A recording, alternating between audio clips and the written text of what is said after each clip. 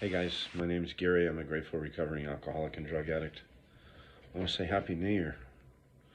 It is New Year's Eve, about 6:30 p.m. Um,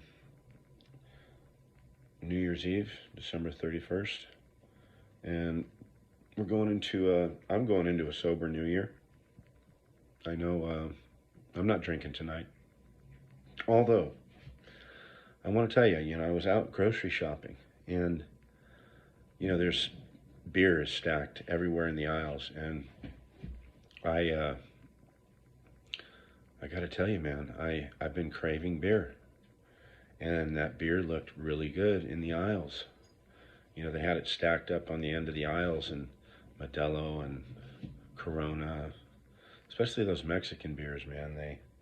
They remind me of the good old days. Um, but I got to remember, and if you're anything like me, that's just a normal thing. That's just my alcoholism. You know, um, it's not cravings that are going to take me out. They're not even cravings. It looks good, and well, I've been craving beer. Put it that way. It's actually hot. It was hot today, and when I went to the store, it was warm out still, and it was just it was t-shirt weather here in Austin, Texas. I don't know how hot it was. It was probably 80, 82 or something like that. But it was a beautiful day, and yeah, I went into that store. It was a little bit warm, and it was crowded, and it was, that my eyes were just zeroed in on that beer, and you know, that's what we do. That's the way I'm made up, and the way I get through stuff like that is I don't, you know, I could think that through. Okay, so here, let's think that one through. So so I pick up a 12 pack. Modelo was looking good. Okay, so, and just nothing fancy, just cans. So I pick up a 12 pack or a 24 pack of Modelo. I bring it home and crack that first one, and probably tastes really goddamn good, and it probably goes down within under a minute or two, because I haven't had a drink for 7.5 months. So, I could probably, then I crack my second one, and that one goes down probably about the same amount of time, a couple minutes. And now I'm starting to feel the warm and fuzzy, and go ahead and crack another one. And after the third one, now I'm starting to feel real warm and fuzzy, and maybe starting to get thoughts of, you know what, well, fuck, I fucked my sobriety up, so I might as well do it right and get a fucking 8 ball of Coke or something like that. And now I'm into the fucking ATM for $200-300. Then I get the Coke. Then who knows what's gonna happen, man. I'll end up going to Houston and making a really poor choice in women, dig up one of my old friends. So that's where that would lead me, and I'd be up 24 hours, and New Year's Day I'd have a fucking hangover and be all coked out and coming down off of Coke, and oh my God, what a fucking nightmare that would be. So yeah, just walk that thought through. What would your personal, relapse look like? What would and then I'd be just off to the races. I'd have this fucking guilt and feeling of impending doom, and oh my God, I've been making these videos, and now I've got to come clean on the videos and tell them I've relapsed, and they're not going to think this God thing works, and the AA doesn't work, and it would be a horrendous thing for me, and it's just not worth it, man. So I have right now, at this moment, as I speak to you, I have zero ambition to drink. I have nothing. There is no way I would put alcohol in my body tonight, or drugs. You know, um, I can think my life through. I'm going into 2023 sober. I stand a chance. So, if I'm drinking and using, I don't know what the fuck's gonna happen, I have no fucking idea what would happen if I go into 2023 fucked up, man. I know some really shitty stuff is gonna happen. And I know what that looks like to me. Living day to day, borrowing money, going motel to motel, um, hanging out with seedy people, people that don't give a shit about me. They just give a shit about what kind of drug I have for that night, you know? And who wants to live that way, man? Like, it's fucking disgusting for me to live that way. And, hi, Bobo. My dog Bo's here. And then Bo would be lonely because I'd be out chasing tail, and Bo would be in a motel by himself. So I don't want to do that to my puppy. I've done that to him before, and, come back, 8 hours later, and he's sitting there scared in some hotel room, waiting for his daddy.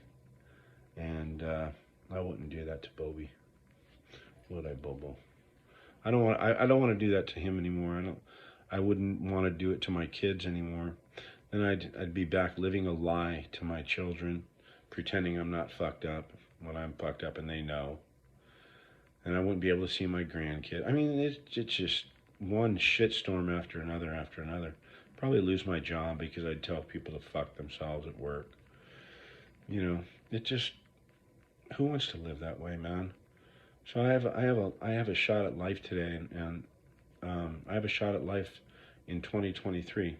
2022 was, it was bittersweet, man. I got sober, and I lost my son.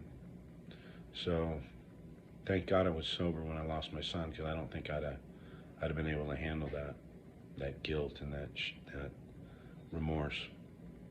I was sober, and he knew I was sober, and he knew I wanted him to be sober, and I got to say all the things that I needed to say to him before he died. I told him I was proud of him. I told him I loved him, and I was helping him out, and he made a bad choice that night, and that pain is just something that I'm gonna have to learn to live with.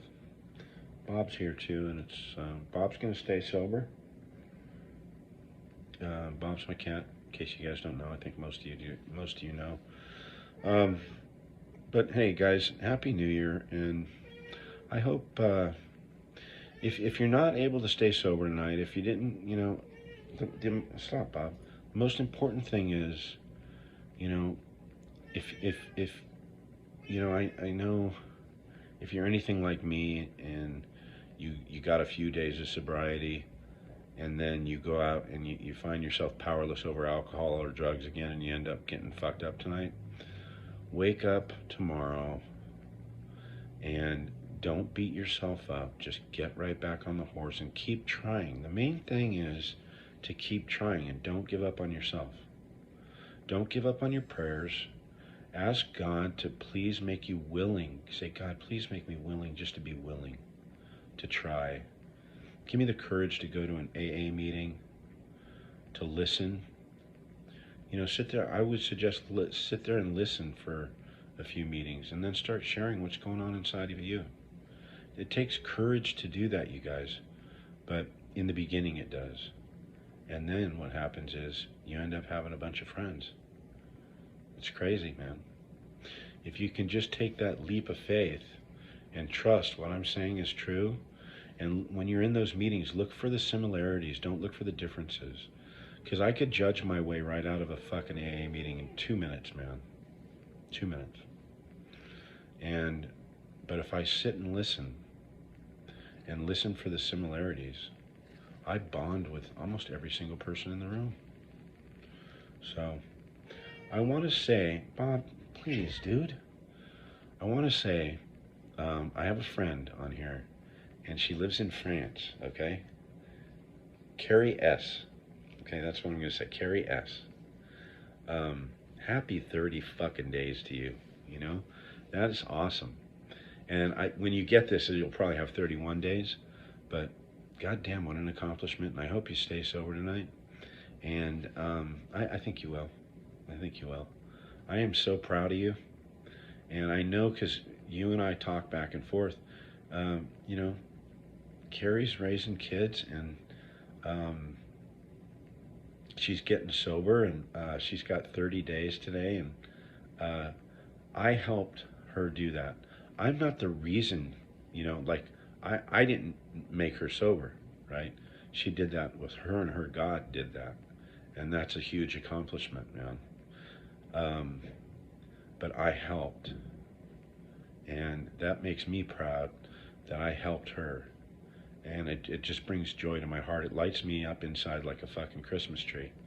So, Carrie S., I love you, and uh, keep trudging the road to happy destiny, okay? Happy 2023, and we will chat next year, okay? Happy New Year, you guys. Do not forget the Impact Foundation LA.org, started by a Energizer Bunny friend of mine named Vicky. She just keeps going, going, going, never stops, never sleeps.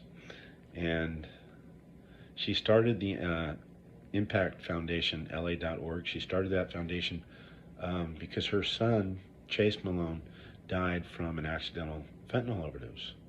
And Chase took one pill.